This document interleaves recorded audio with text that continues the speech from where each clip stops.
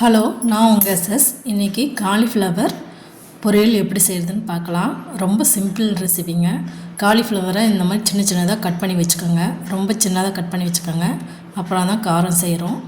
அப்புறம் ஒரு கடாயில் ஒரு சொம்பு தண்ணி, அந்த காலிஃப்ளவர் மூழ்கிற அளவுக்கு தண்ணி ஊற்றிக்கோங்க. அப்புறம் ஒரு ஸ்பூன் சால்ட்டு சேர்த்துக்கோங்க, உப்பு சேர்த்துக்கோங்க. சேர்த்துட்டு அது நல்லா கொதிக்கணும். கொதித்ததுக்கப்புறம் நம்ம கட் பண்ணி வச்சுருக்கிற காலிஃப்ளவரை சேர்த்துக்கலாம். அதுக்கு முன்னாடி இந்த மாதிரி நல்லா கலந்து விட்டுக்கோங்க. கலந்து விட்டு மூடி போட்டு ஒரு 10 நிமிஷம் வச்சுருந்தோம்னா இந்த மாதிரி கொதிச்சிரும். கொதித்ததுக்கப்புறம் நம்ம வெட்டி வச்சுருக்கிற காலிஃப்ளவர் இதில் சேர்த்துக்கலாம்.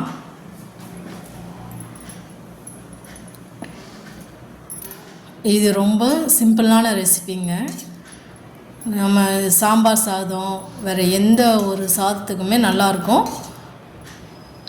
நம்ம கேரட் பீன்ஸ் பொரியல் மாதிரியே தான், ஆனால் இது வந்து டிஃப்ரெண்ட்டான டேஸ்ட்டில் இருக்கும்.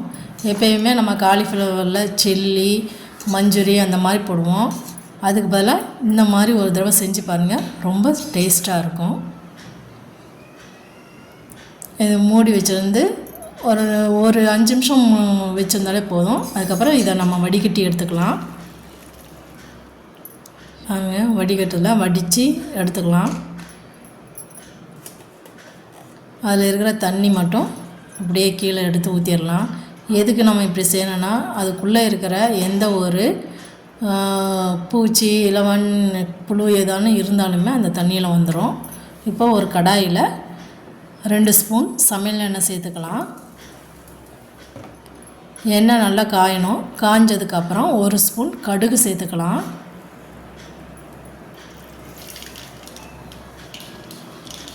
கடுகு சேர்த்ததுக்கப்புறம் அது நல்லா பொரிஞ்சதுக்கப்புறம் சின்ன வெங்காயம்னாலும் சரிங்க, பெரிய வெங்காயம்னா ஒரு பெரிய வெங்காயம் நல்லா கட் பண்ணி வச்சுருக்க பாருங்க சின்னதாக, அதுவும் சேர்த்துக்கலாம். ஒரு கொத்து கருவேப்பிலையும் சேர்த்துக்கலாம். சேர்த்துட்டு நல்லா வதக்கி விடுங்க.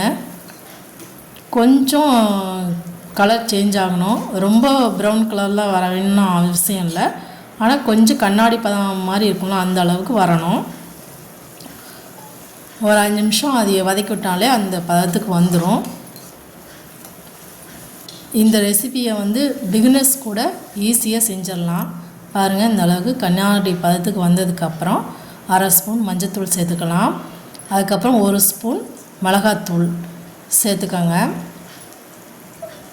அப்புறம் தேவையான அளவு உப்பு சேர்த்துக்கோங்க. நீங்கள் காரம் கொஞ்சம் அதிகமாக வேணும்னா இன்னும் கொஞ்சம் கூட நீங்கள் மிளகாத்தூள், தனி மிளகாத்தூள் நான் சேர்த்துருக்கேன். இதுக்கு நீங்கள் சாம்பார் பொடி அந்த மாதிரி எது கூட நீங்கள் சேர்த்துக்கலாம். ஆனால் மிளகாத்தூள் மட்டும் சேர்த்தா போதும். இதுக்கு நல்லா வதக்கிவிடுங்க. நல்லா வதங்கினதுக்கப்புறம் நம்ம வடிகட்டி வச்சுருக்கிற காலிஃப்ளவரை இதில் சேர்த்துக்கலாம். சேர்த்துட்டு நல்லா கொஞ்சம் கிளறி விடுங்க. நல்லா அந்த மசாலாலாம் இதில் கோட் ஆகிற மாதிரி நல்லா மிக்ஸ் பண்ணி விடுங்க.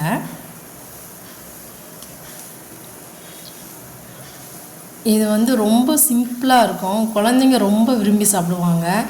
இது ஈவினிங் ஸ்நாக்ஸாக கூட நம்ம செய்யலாம்.